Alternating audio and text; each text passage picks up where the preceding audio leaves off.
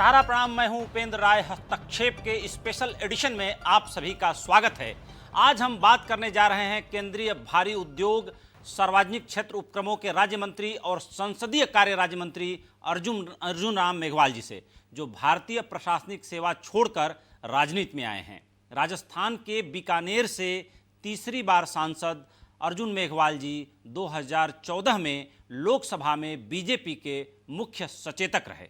2016 में उन्हें केंद्रीय वित्त राज्य मंत्री का जिम्मा मिला और उसके बाद जल संसाधन, नदी विकास, गंगा कायाकल्प और संसदीय मामलों के मंत्रालय में केंद्रीय राज्य मंत्री भी रहे।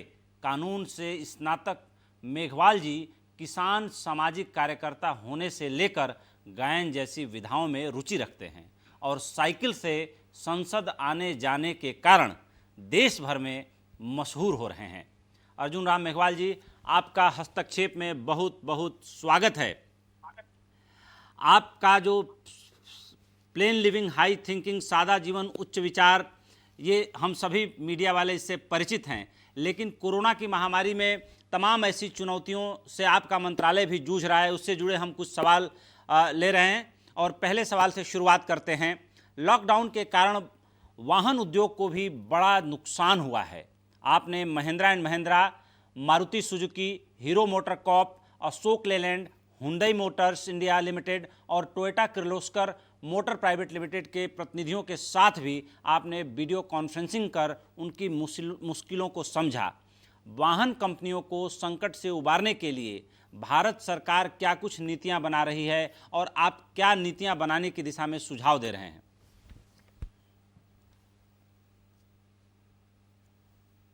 उपेंद्र राय साहब जी सर। आपको बहुत बहुत धन्यवाद पहले मेरा दो परिचय कराने के लिए श्रोताओं को। जी जी। देखिए, हैवी इंडस्ट्री में ऑटोमोबाइल सेक्टर आता है। पॉलिसी प्लानिंग जी यहाँ से निर्धारित होती है। हमारे ऑटोमोबाइल सेक्टर के दो ऑर्गेनाइजेशन है, एक श्याम और एक एकमा। इन दोनों ही प्रतिनिधियों से हम मिले थे और आपने जिनका जिक्र किया उनके सभी सीनियर लोग उस वेबिनार में सम्मिलित थे। उनकी एक डिमांड थी कि भी डिमांड जनरेट होनी चाहिए। उनको भी पता था कि BS4 से BS6 में आने से हमें थोड़ा बीच में रफ्तार हमारी कम हुई और ई व्हीकल को भी इंट्रोडक्शन करना था कार्बन एमिशन को कम करने के लिए। इससे भी उनकी रफ्तार कम हुई, ये पता था। और बीच में ये कोरोना वायरस का कालखंड आ गया, तो उनकी सबकी ये डिमांड थी कि हमारी डिमांड जनरेट होनी चाहिए जी। तो हमने जब उनसे सुझाव लिया कि जनरेट होने के कुछ तरीके बताओ, तो उन्होंने एक NBFC का विषय बताया कि NBFC के बाद लिक्विडिटी की कमी है। तो पहले कभी वो कैंप लगा करके ऑटोमोबाइल सेक्टर के लोगों को लोन देते थे, अब कभी लोन लेने जाते हैं तो अभी वो लोन देने में थोड़ी आनाकानी करते हैं और अपनी लिक्विडिटी की प्रॉब्लम बताते हैं या फाइनेंशियल स्ट्रेस बताते हैं। तो उसको दूर करने के लिए आपने देखा होगा कि प्रधानमंत्री जी ने आत्मनिर्भर भारत अभियान में NBFC को सुदृढ़ करने के लिए, उसमें लिक्विडिटी उपलब्ध कराने के लिए काफी पैसा रखा है। और यही पैसा जब सर्कुलेट में आएगा तो डिमांड जनरेट होगी, तो डिमांड जनरेट होगी तो ऑटोमोबाइल सेक्टर अपना आप ठीक हो जाएगा। उपेंद्र जी, बिल्कुल सही कहा आपने। NBFC के लिए काफ़ी पैकेज दिया गया है और बैंकों को भी लिक्विडिटी दी गई है, और लिक्विडिटी दी गई है तो जाहिर सी बात है लोन देने में उन्हें अब कोई दिक्कत नहीं होगी। आत्मनिर्भर भारत अभियान के लिए निवेश बढ़ाने और मेक इन इंडिया को और अधिक मजबूत बनाने की ज़रूरत है। इस दिशा में आपके मंत्रालय की ओर से क्या कुछ किया जा रहा है, क्या कदम उठाया जा रहा है? देखिए, वर्तमान में मोदी जी के नेतृत्व में जो सरकार चल रही है और ये कोरोना वायरस का कालखंड है, हमारी 4 प्रायोरिटी है। मेक इन इंडिया को प्रमोट करना, इंपोर्ट का बिल कम करना, इंपोर्ट चाहे किसी भी क्षेत्र में हो रहा हो उसका बिल कम करना जी, एक्सपोर्ट को बढ़ावा देना और MSME सेक्टर को मजबूत करना। ये हमारे 4 पिलर हैं। इस पिलर के तहत हमारा मंत्रालय भी काम कर रहा है। और आपने देखा होगा, आपने खुद ने जिक्र किया MSME सेक्टर में, इसमें परिभाषा भी बदली हमने टर्नओवर को भी समझ किया, सर्विस सेक्टर को भी MSME सेक्टर में। तो जो सर्विस सेक्टर के लोग थे, जैसे ऑटोमोबाइल सेक्टर में सर्विस सेक्टर के बहुत लोग हैं, वो सब एमएसएमई सेक्टर का पार्ट बन गए। जब एमएसएमई सेक्टर का पार्ट बना तो अभी आपने देखा होगा कि आजकल बैंक पिछले 10 दिन से सबको फोन करके पूछ रहे हैं, भाई आपका इतना कर्जा ड्यू था, इसका 20% you are eligible for loan, अगर आप यस करते हो तो ऑनलाइन हम आपको सैंक्शन कर देंगे। और ऑनलाइन सैंक्शन हो रही है, करीब 15,000 करोड़ रुपए की सैंक्शन अभी एमएसएमई सेक्टर पे बैंकों ने की है और करीब 7-8 हजार ऑन डिसबर्समेंट हो गया। ये 7-8-10 दिनों का बड़ा अचीवमेंट है। और बिल्कुल। इससे इकोनॉमी में, जैसे आपने कहा, लिक्विडिटी बढ़ेगी तो इकोनॉमी में जान आएगी, नेचुरली रोजगार के अवसर भी बढ़ेंगे और ये कल कारखाने भी चलेंगे। जाहिर सी बात है कि जब सरकार आपके द्वार पहुंचती है तो मुश्किलों का आसान हल निकल ही जाता है, और ऐसे में जब बैंक लोन करके लोन पूछने लगे तो बात ही क्या है। अच्छी सूचना है। कोरोना वायरस के खतरे के बीच देश में वेंटिलेटर्स और मेडिकल इक्विपमेंट की कमी को पूरा करने के लिए देश के शीर्ष ऑटोमोबाइल निर्माताओं और ऑटो पार्ट्स कंपनियों ने भी आगे बढ़कर काम करना शुरू किया है। टाटा और महिंद्रा एंड महिंद्रा ने बड़ी पहल की है। उद्योगों की इस नई भूमिका के बारे में आप क्या कहना चाहेंगे? इस बारे में और कुछ आप हमें बताना चाहेंगे? देखिए, जब कोरोना वायरस की महामारी का पता चला देश में, तो इंफ्रास्ट्रक्चर क्या है देश में उनको ठीक करने के लिए, कोई रोगी हो गया, कोई एसिम्प्टोमेटिक हो गया, तो इंफ्रास्ट्रक्चर क्या है जी। तो पता चला कि इंफ्रास्ट्रक्चर की कमी है। उसमें पीपी किट्स भी हो सकते हैं, वेंटिलेटर भी हो सकते हैं, आपके फेस कवर मास्क बोलते हैं वो भी हो सकते हैं, डेजिग्नेटेड हॉस्पिटल भी हो सकते हैं। इनको दूर करने के लिए हमारे जितने भी पीएसयू है और ऑटोमोबाइल सेक्टर के जो लोग हैं वो सब बैठे थे, और बहुत, जैसे आपने नाम लिया, महिंद्रा हो, टाटा हो, बहुत लोगों ने आगे आकर के मारुति हो सहयोग किया।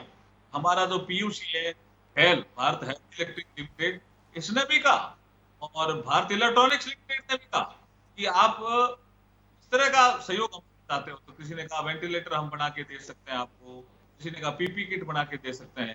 तो आपने देखा होगा कि देश जो इंफ्रास्ट्रक्चर खड़ा कर पाया है कोरोना वायरस से लड़ने के लिए, इसमें हमारे PSU, public sector enterprises, automobile sector के लोगों का बड़ा योगदान है। बिल्कुल। कोरोना संकट में वोकल फॉर लोकल का नारा बुलंद हो रहा है, लेकिन भारतीय कारोबारी और उत्पादक चीन के रास्ते उत्पादों से कैसे मुकाबला कर पाएंगे? जो चीन के उत्पाद हैं, वोकल फॉर लोकल होने का जो प्रधानमंत्री ने नारा दिया है, हमारे यहाँ चीज़ों की लागत ज़्यादा होती है और चीन के साथ एक सुविधा ये रहती है कि कम लागत में वो सामान सप्लाई करता है। तो उसका मुकाबला हम कैसे करेंगे? चूँकि हैवी इंडस्ट्री आपके पास है, जाहिर सी बात है आप तमाम प्रक्रियाओं को, मैन्युफैक्चरिंग को बहुत अच्छे से अब समझ गए होंगे जब से इस मंत्रालय का जिम्मा संभाल रहे होंगे। तो उस कॉस्ट को कम करके चीन को कैसे हम पछाड़ेंगे? क्योंकि चीन के इंपोर्ट पर हमारी बहुत सारी चीज़ें आज भी निर्भर हैं। उपेंद्र जी, आपने सही कहा कि चीन पे हम कई चीजों पे निर्भर करते हैं। मैं ऑटोमोबाइल सेक्टर की बात करूं तो भी, टेक्सटाइल की बात करूं तो भी, अभी प्रधानमंत्री जी ने एक ग्रुप ऑफ मिनिस्टर्स बनाए, 7 ग्रुप बनाए जी। उसमें तो कोई ई गवर्नेंस को देखेगा, कोई ई एजुकेशन को देखेगा, कोई एक्सपोर्ट प्रमोशन को देखेगा, कोई इंपोर्ट बिल कम करने की चीजों को देखेगा। ऐसे ही हमारे जो अधिकारी हैं उनके एम्पावर्ड ग्रुप बने। हम लगातार चर्चा कर रहे हैं। एक चीज हमारे ध्यान में आई, जैसे आपने सही कहा कि लोकल फॉर वोकल होना है। मैं इसको ऐसे समझाने की कोशिश करता हूँ उपेंद्र जी। कुछ लोग हमारी आलोचना करते हैं कि इसमें क्या ग्लोबल बिल्कुल नहीं रहेगा। विषय ये नहीं है। जैसे आपने देसी घड़ी पहन रखी है तो उसकी आप चर्चा करते कुछ 4 दोस्तों के साथ। प्रधानमंत्री जी ने कहा अगर देसी घड़ी पहन रखी है तो उसकी भी चर्चा करो 4 दोस्तों के साथ कि एचएमटी भी घड़ी होती है, समय पे टाइम देती है, खराब नहीं होती है, पानी भी पड़ जाता है तो ठीक हो जाती है। ये लोकल फॉर वोकल की बात प्रधानमंत्री जी ने 12 मई 2020 के बाद कही। चीन से तो सामान आता है। देखिए, हमने टेक्सटाइल में एक अनुभव किया। टेक्सटाइल सेक्टर के लोगों के पास उनका सब चीन से अंडर इनोवेशन सामान आता है, और हमारा जो वैल्यूएशन की प्रक्रिया है वो थोड़ी डिस्टर्ब होती है। एक्साइज के लोग मीटर पे इसको वैल्यूट करते हैं और कई कंट्री ने इसको किलो पे कर दिया। जी। तो हमने देखा भाई ये बताओ कि चीन से ये धागा कपड़े से भी नहीं, कपड़ा धागे से भी सस्ता कैसे आ जाता है। तब पता चला कि हमारे यहाँ वैल्यूएशन की जो प्रक्रिया है वो ठीक नहीं है। अभी हमारी मीटर पे है, अगर हम इसको किलो पे कर दें तो ये चीजें ठीक हो जाएगी और अंडर इन्वेस्टिंग जो माल आना है चाइना से वो बंद हो जाएगा। तो फिर हमने गेट और WTO इनके सारे एग्रीमेंट पढ़े और हमने एक सुझाव दिया कि भाई जब बांग्लादेश कर सकता है किलो कि बाहर टेक्सटाइल का कोई भी सामान आएगा तो उसका वैल्यूएशन किलो पे होगा, मीटर पे नहीं होगा, तो हम क्या नहीं कर सकते। तो ये सुझाव जब आगे बढ़ा तो टेक्सटाइल सेक्टर के लोगों को लगा कि साहब इससे तो हमारा टेक्सटाइल से सेक्टर एकदम आगे आ जाएगा, क्योंकि अभी तो सस्ता माल चाइना से आता है, वो कई प्रक्रियात्मक ऐसी हमारी जो कमियां है उसको दूर करने का समय है कोरोना वायरस कालखंड के समय। तो ये जो समय है इसका हम ऐसे उपयोग कर रहे हैं और चाइना से जो सामान चाहे किसी सेक्टर में, चाहे ऑटोमोबाइल सेक्टर हो, टेक्सटाइल सेक्टर हो, चाहे ट्रेडिंग के माध्यम से आते हो, उसको निश्चित रूप से हम प्रक्रिया में सुधार करके रोकेंगे और मेक इन इंडिया को प्रमोट करेंगे। बहुत बहुत बेहतर सर। कोरोना काल में लघु और मध्यम उद्योगों को आर्थिक संकट से उबारने के लिए सहायता पैकेज दिया गया है। आप और हम पहले सवालों में इसका जिक्र भी कर चुके हैं, लेकिन भारी उद्योगों को लॉकडाउन के दौरान कितना नुकसान उठाना पड़ा और इसकी भरपाई किस तरह से की जा रही है, कोई इस बारे में अनुमान?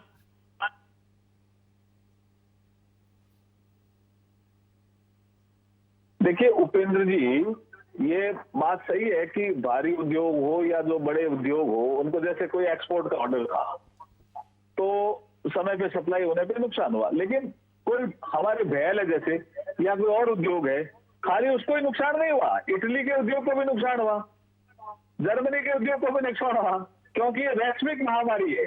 इसलिए अभी सभी जगह जितने भी लार्ज स्केल इंडस्ट्री है दूसरे देशों में भी सब जगह लॉकडाउन है, काम ठप है। जब हम उठेंगे तो तेजी से उठेंगे और भारत उसमें अगुवाई करेगा, ये मैं मानता हूं, क्योंकि हमने जो पैसा पंपिंग किया है सिस्टम के माध्यम से, जो आत्मनिर्भर भारत अभियान के माध्यम से 20 लाख करोड़ का जो पैसा पंपिंग किया है, जो स्ट्रेस वाले हैं, NPA हैं, उन सबको हमने कहा कि ये हमारी प्रक्रिया होगी, आपको भी पैसा मिलेगा।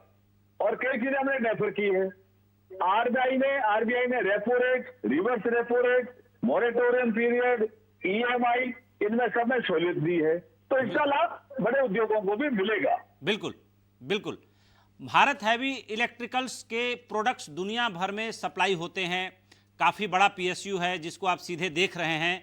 कई देशों में यहाँ के बने transformers, compressors, valve, oil field equipments की भारी मांग रहती है। लॉकडाउन में प्रोडक्शन और सप्लाई पर कितना असर पड़ा है?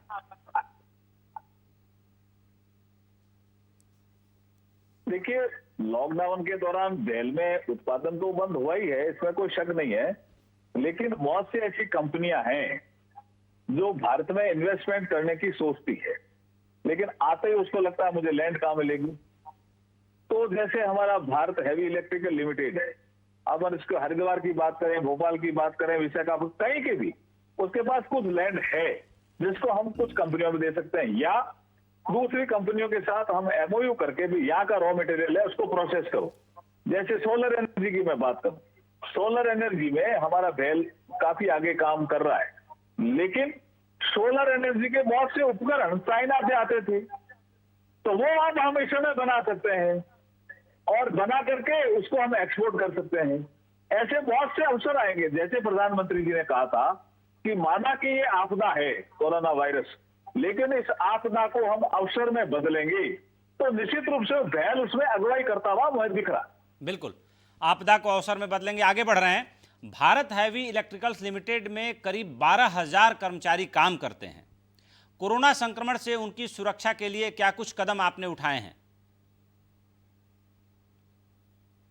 देखिए उपेंद्र जी, मेरे ख्याल में 30-35 हजार कर्मचारी अधिकारी हैं जी, क्योंकि हमारे यहाँ 17 करीब ये जोन है, अलग अलग सेक्शन है जी, और हर जगह इनके बड़े बड़े जो एस्टेब्लिशमेंट है, बिल्कुल। इनको हमने ध्यान रखा है कि आप आते समय आप मास्क लगा करके आए, आप सैनिटाइज होकर के आए, नहीं तो सैनिटाइज हम आपको परिसर में आते ही करेंगे, और थोड़ी 2 गज की दूरी मेंटेन करके चले। अब जहां मशीनरी का पार्ट आता है जहाँ पे 2 गज की दूरी मेंटेन नहीं होती है, वहां हमने कहा अब इसको आप अल्टरनेट डे पे शुरू करो। तो बिल्कुल। ऐसे करके हमने उपाय किया। सतर्कता, इस समय देखिए एक पीरियड था कोरोना वायरस का, घर में रहिए सुरक्षित रहिए, और अब जो पीरियड है वो है सतर्क रहिए सुरक्षित रहिए।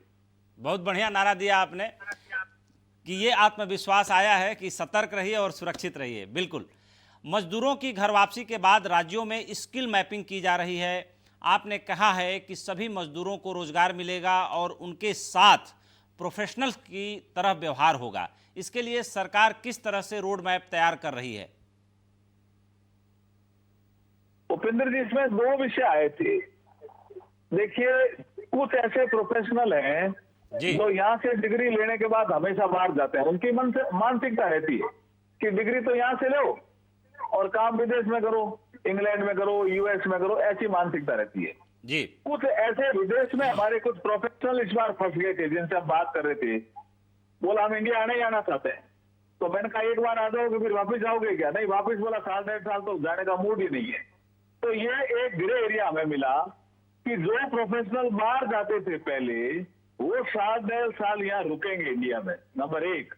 और कुछ प्रोफेशनल बाहर जो फंस गए थे और बीमारी का डर लगा उनको, वो वापस इंडिया आए। उनकी हमने मैपिंग की एयरपोर्ट पे जी। उनका हम यूज कर रहे हैं। जैसे हमारी गिफ्ट सिटी है अहमदाबाद में, वहां प्रोफेशनल का यूज करके भाई हम वर्ल्ड बैंक से कैसे फंड प्राप्त कर सकते हैं, ऐसी कौन सी कंपनियां हैं जो इजी लोन या बिना इंटरेस्ट का लोन इंडिया में किसी कंपनी को दे सकती है, ये सारे हम, और टेक्निकल जो असिस्टेंट जो दूसरे देशों को देते हैं, वो इंडिया के कंपनीज को कैसे दें, इंडिया के यंग एंटरप्रेन्योर को कैसे दें, स्टार्टअप वालों को कैसे दें, स्टार्टअप वालों को कैसे दें, ये सब हम ये इसमें कार्रवाई कर रहे हैं। जैसे जो प्रोफेशनल का शब्द आपने यूज किया है, उस प्रोफेशनल का बहुत अच्छा उपयोग आने वाले दिनों में हम करने वाले हैं। केंद्र ने सभी वाहनों के लिए नए उत्सर्जन मानक BS6 को 1 अक्टूबर से लागू करने का फैसला किया है। BS6 वाहन अधिक महंगे होंगे। लागत बढ़ने की वजह से वाहन या इससे जुड़ी विनिर्माण इकाइयों पर इसका क्या असर पड़ेगा और इस क्षेत्र में नौकरियों पर भी संकट आ सकता है, इस बारे में आप क्या बताना चाहेंगे?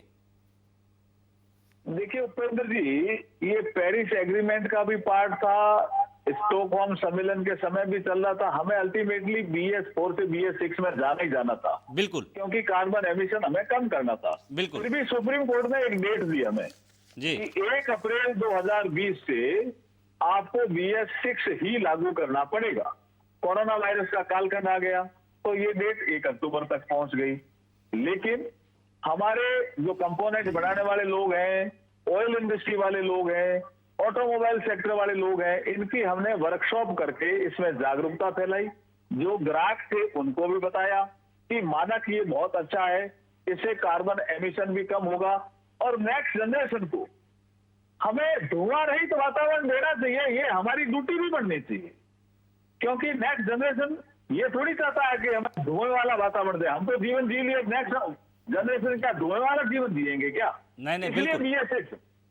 BS6 बहुत इंपॉर्टेंट था और उसके लिए हमारी इंडस्ट्री भी तैयार है। हमने लगातार इंडस्ट्री के जो प्रमोटर हैं और इंडस्ट्री के जो लोग हैं उनसे बात की है, तो वो कह रहे नहीं, वी आर रेडी। हम भी नेक्स्ट जनरेशन के लिए कुछ करना चाहते हैं। इसलिए मुझे लगता है कि इजीली ये शिफ्ट हो जाएगा और कोई महंगा नहीं होगा। उनको लगेगा ये ठीक टेक्नोलॉजी वाला हमारे को वाहन मिल रहा है, कार्बन एमिशन कम हो रहा है, नेक्स्ट जनरेशन को हम सुरक्षित कर रहे हैं, तो लोग उसको खरीदेंगे और यूज करेंगे। अगला सवाल ले रहे हैं। कई सार्वजनिक उपक्रम पहले से मुश्किल में हैं, उनको बेहतर करने को लेकर क्या प्लानिंग है? क्योंकि कोरोना काल में जाहिर सी बात है कि इंडिया ही नहीं, सबकी कमर टूट गई है। ऐसे में जो हैवी इंडस्ट्री है वो सबके जीवन में शामिल है, क्योंकि सबके जीवन में कहीं ना कहीं बस, ट्रक, ट्रेन, ये सारी चीज़ें शामिल हैं। और जाहिर सी बात है कि कई सारे सार्वजनिक उपक्रम इस समय मुश्किल में है। सरकार प्राइवेट सेक्टर को लाभ देने के लिए तो 20 लाख करोड़ रुपए डाल रही है, उनको आइसोलेट कर रही है, लेकिन सार्वजनिक क्षेत्र के उपक्रम अपनी शिकायत करें तो किससे करें? जाहिर सी बात है वो सरकार का ही हिस्सा है। डे टू डे बेसिस पे वो आपके साथ ही जी रहे हैं, आपके साथ ही चल रहे हैं। तो सार्वजनिक क्षेत्र के उपक्रमों को और मजबूत करने के लिए सरकार क्या कर रही है? देखिए उपेंद्र जी, ये पब्लिक सेक्टर इंटरप्राइजेज वाला हमारा डिपार्टमेंट है जी वो इस विषय को देखता है। हमारे 10 पैरामीटर होते हैं जी जैसे सपोज करो पेट्रोलियम सेक्टर का कोई सार्वजनिक उपक्रम है, एचपीसीएल ही है, आप ले लीजिए, आईओसीएल ले लीजिए, कोई भी ले लीजिए, गैस लिमिटेड गैस ले लीजिए। अब उसका हम 10 पैरामीटर से असेसमेंट करते हैं और उसको एमओयू होता है हमारे बीच में। वो इस बार हम थोड़ा हमने उसमें रिलैक्सेशन दिया है, कई जगह हमने डेफर किया है, ताकि हमारे जो पब्लिक सेक्टर इंटरप्राइजेज का जो इवोल्यूशन होता है किसी पब्लिक इंटरप्राइजेज का, उसके आधार पर उसको इजीली लोन मिल सके। नहीं तो अगर हम कह देंगे 10 में से आपको 4 ही नंबर मिले, तो जो लोन देने वाली एजेंसी कहेगी कि आपको तो 10 में से 4 ही नंबर मिले, आपको कैसे लोन दें। तो वो चीजें जो इवोल्यूशन करने वाला जो हमारा बेंचमार्क था, उसको हमने थोड़ा शिथिल भी किया है और थोड़ा रिलैक्सेशन दिया है, इसलिए लोन भी इजीली मिल जाएगा उनको और एक्सपोर्ट के ऑर्डर भी मिल जाएंगे। इसलिए मुझे लगता है कि गवर्नमेंट सभी दिशाओं में काम कर रही है। दिल्ली मुंबई ग्रीन हाईवे पर निकट भविष्य में ट्रकों को बिजली पर चलाने की तैयारी है। शुरुआत में हाईवे पर ट्रक के लिए अलग कॉरिडोर बनेंगे जिसमें बिजली के तार लगे होंगे।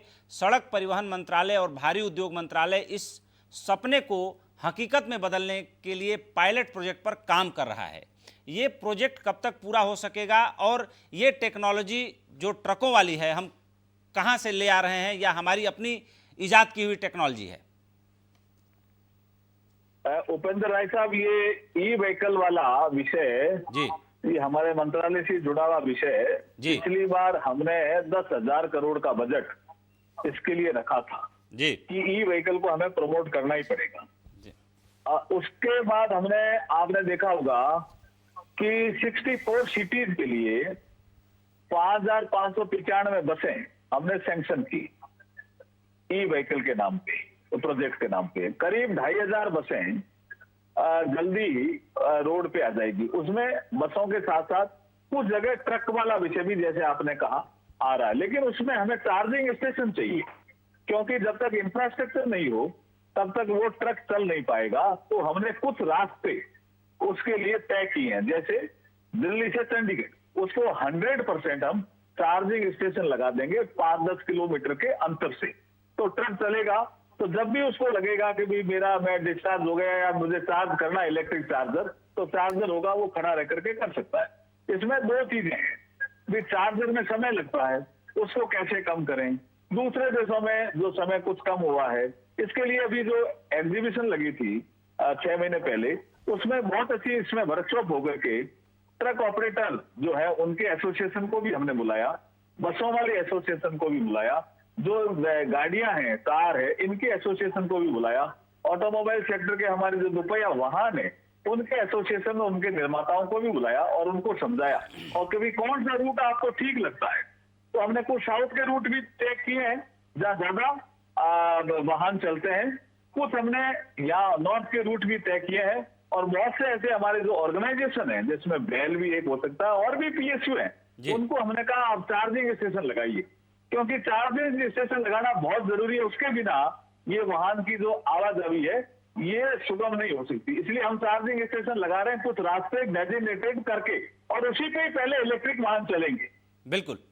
आप बहुत ही इंफॉर्मेटिव, बहुत ही जानकारियां अच्छे से हमारे दर्शकों को आप दे रहे हैं। बहुत अच्छी चर्चा चल रही है। आपके पास प्रशासन और राजनीति का लंबा अनुभव रहा है। इस आधार पर आपसे जानना चाहेंगे कि महाराष्ट्र, दिल्ली, गुजरात, तमिलनाडु समेत जो कुछ राज्यों के शहर हैं वो कोरोना संक्रमण के कारण तेजी से प्रभावित हो रहे हैं। क्या ये लापरवाही का मामला है या कुछ और? आप क्या कहना चाहेंगे, एक प्रशासनिक और एक इधर राजनीतिक, और जाहिर सी बात है केंद्र में भी आप मंत्री हैं, आपका अनुभव क्या कहता है कि इससे कैसे इनकाउंटर करना चाहिए, कैसे कंट्रोल करना चाहिए? देखिए, जैसे मैंने पहले कहा कि कोरोना वायरस की महामारी ये वैश्विक महामारी है और इसमें केंद्र और राज्यों को मिलकर के लड़ना चाहिए और मिलकर के लड़ भी रहे हैं। लेकिन आपने सही कहा कि एक दो जगह कुछ राज्यों ने इसमें भी राजनीति करना शुरू किया। राजनीति अपन बाद में कर लेंगे, अभी मानवता पे संकट आया हुआ है। इस संकट को दूर करने के लिए जो भी थोड़ा बहुत कमी रही है वो कोऑर्डिनेशन से दूर करना चाहिए, ताकि संकट से हम उभरे। उसके बाद किसकी कमी रही, कौन जिम्मेदार था, वो बाद में तय कर लेंगे। बिल्कुल जाहिर सी बात हमें है। कोरोना वायरस महामारी से मिल करके लड़ना चाहिए, यही संदेश मुझे राज्य सरकारों को कहना है। मेघवाल साहब, हम लोग अपने इंटरव्यू के आखिरी चरण में पहुंच गए हैं। आखिरी 3 सवाल बचे हैं, मैं आपसे ले रहा हूं। विश्व पर्यावरण दिवस के मौके पर आप साइकिल से अपने मंत्रालय पहुंचे। पर्यावरण की रक्षा और सुरक्षा के लिए इस तरह के प्रतीकात्मक प्रयासों का असर बहुत ज़्यादा होता है। कोरोना संकट में लॉकडाउन के दौरान प्रकृति फिर से जीवंत हो उठी है। इसे लेकर देशवासियों को क्या संदेश देना चाहेंगे? नदियों का पानी स्वच्छ हो गया है, हवा स्वच्छ हो गई है। जाहिर सी बात है कि दिल्ली की हवा स्वच्छ हो गई है, जो अपने आप में एक बड़ी खुश होने वाली बात है। उपेंद्र जी, मैं जब संसदीय कार्य राज्य मंत्री के नाते जब सांसदों से बात करता हूं जी, तो एक दिन मैं हिमाचल के सांसदों से बात कर रहा था, तो वो बोले हमारे सामने वाला पहाड़ दिखने लग गया, पहले दिखता नहीं था। ऐसे उत्तराखंड के किसी एमपी ने मुझे बताया। जैसे आपने कहा गंगा जमुना साफ हो गई, साउथ के लोग भी कहते हैं। लेकिन इसको निरंतरता बनाए रखने के लिए जो मैं विश्व पर्यावरण दिवस पे साइकिल से चला, चलेंगे तो दूसरे लोग उसको फॉलो करेंगे। बिल्कुल। और इसमें 2 गज की दूरी भी मेंटेन हो जाती है। बिल्कुल। और पॉल्यूशन भी नहीं होता है।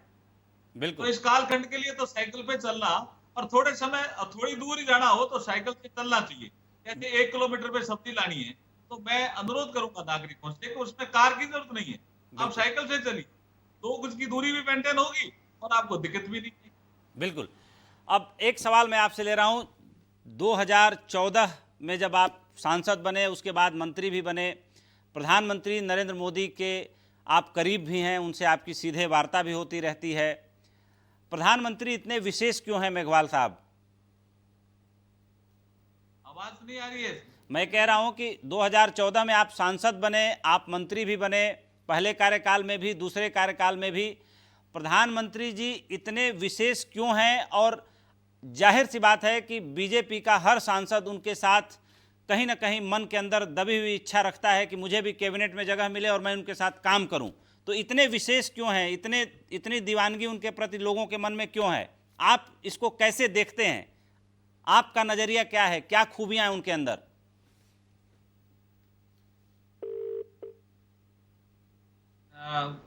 कार्यकर्ता होता है वो सबको प्रसन्न रखते हैं, सबसे काम लेते हैं जी। कोई विशेष वाली बात मुझे नजर नहीं आई। लेकिन मेरा यही कहना है कि प्रधानमंत्री जी नरेंद्र मोदी जी के इस कालखंड में जो उन्होंने 12 मई 2020 को अपील की है कि भारत को हमें 21वीं सदी का भारत बनाना है, तो सबको लगना पड़ेगा। जो सार्वजनिक क्षेत्र के कार्यकर्ता है वो भी, जो एग्जीक्यूटिव में काम करते हैं वो भी, जो जुडिशरी में काम करते हैं वो भी, जो मीडिया के क्षेत्र में काम करते हैं वो भी, सबको लगना पड़ेगा, तभी जाकर के 21वीं सदी का भारत बनेगा। की सीमा है, आपको भी 2 बजे कहीं जाना था, तो इस हस्तक्षेप के स्पेशल बुलेटिन को मैं यहीं पे रोक रहा हूं। और जाहिर सी बात है कि आपने जो जानकारियां दी वो बहुत ही उपयोगी हैं, बहुत ही खुले मन से आपने बात किया। सहारा न्यूज़ नेटवर्क के लिए समय निकाला, दिल की गहराइयों से आपका धन्यवाद करता हूं। तो ये थे अर्जुन राम मेघवाल जी, जो संसदीय कार्य मंत्री होने के साथ साथ भारी उद्योग मंत्रालय में भी राज्य मंत्री का जिम्मा संभाल रहे हैं। और जैसा कि वित्त राज्य मंत्री भी आप पहले रह चुके हैं, लेकिन अर्जुन राम मेघवाल जी की जो सबसे खास बात यह है कि वो ज़मीन से जुड़े हुए नेता हैं, जो साइकिल से चलते हैं और संसद साइकिल से ही आते जाते हैं। अपने मंत्रालय भी अक्सर वो उनको साइकिल से आते जाते देखा जा सकता है। जाहिर सी बात है कि ज़माने की चकाचौंध में लोग जहां अपने को विशेष बनाने में तुले रहते हैं, प्रयास करते रहते हैं, ऐसे में कोई एक नेता अपने को बेहद साधारण और साइकिल से चलने की दिशा में लगातार प्रयास करता रहता है, तो उसकी विशेषता आम से अपने आप बेहद खास हो जाती है। तो हस्तक्षेप में हमें दीजिए इजाज़त।